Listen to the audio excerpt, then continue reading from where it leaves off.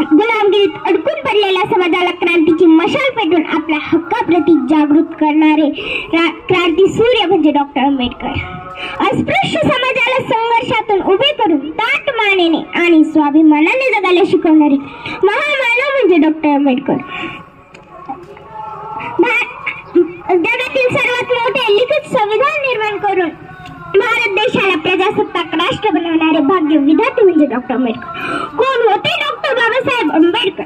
Doctor Babasaheb Ambedkar या नावाचा अर्थ बाणेदार स्वाभिमानाने, बारकाईने अभ्यास करणार, साधक ते बौद्ध धर्माचे हे हेतू त्याचा सर्वसामान्यांच्या विकासाचा, बदल समाजात घडून आणणारे, आनंद सर्वसामान्यांच्या जीवनी आणला, बेधडक सत्याग्रह गेल्या 14 तयाचा, डगमगलेल्या संकट आल्यावर करते समाज उन्नतीचे, ते भारतीय संविधानाचे असे भारतरत्न डॉक्टर बाबासाहेब आंबेडकर.